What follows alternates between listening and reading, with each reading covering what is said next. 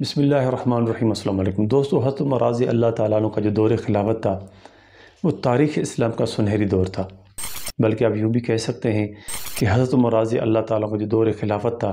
وہ تمام خلفائے راشدین میں سے بہترین دور تھا، کیونکہ خلیفہ دوم کے دور خلافت میں سب سے زیادہ فتوحاتیں ہو رہی تھی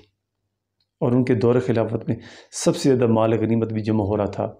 جس کی وجہ سے مسلمانوں کے جو کمزور معاشی حالات تھے وہ بہتر ہو رہے تھے، اور ان کے دور خلافت میں سب سے بڑھ کر لوگوں کے حقوق کا خیال رکھا جا رہا تھا، لوگوں کو انصاف بر وقت مل رہا تھا۔ یہی وجہ ہے کہ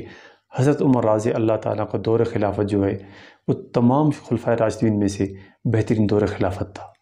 کچھ دن پہلے مسجد نبوی کے امام صاحب کا دورہ پاکستان ہوا۔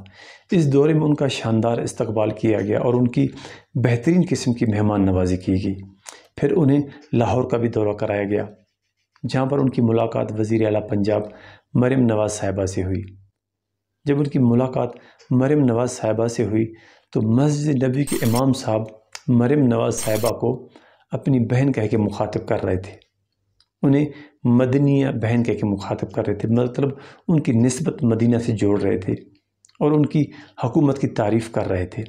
اس کے جواب میں مریم نواز صاحبہ نے جو ان کو جواب دیا، اس میں کہا کہ میرے جو رول ماڈل ہیں، سیاست میں رول ماڈل ہیں، وہ خلیفہ دوم امیر المومنین حضرت عمر رضی اللہ تعالیٰ عنہ ہیں۔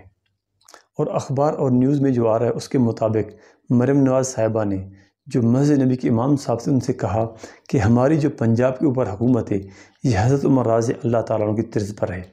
مطلب یہ جو ہماری پنجاب کے اوپر حکومت ہے آپ یوں سمجھیے کہ دور حاضر کی یہ حضرت عمر رضی اللہ تعالیٰ عنہ کی حکومت ہے،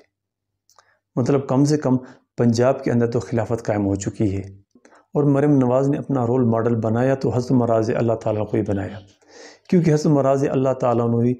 واحد خلیفہ ہیں جو تمام خلفائے راشدین میں سے سب سے کامیاب خلیفہ ہیں۔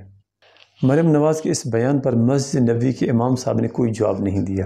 مطلب انہوں نے اس کی کوئی تصدیق بھی نہیں کی اور ان کے اس بیان کی تصدیق بھی نہیں کی۔ تو کیا مریم نواز نے اپنی اس حکومت کو مسجد نبوی کے امام صاحب سے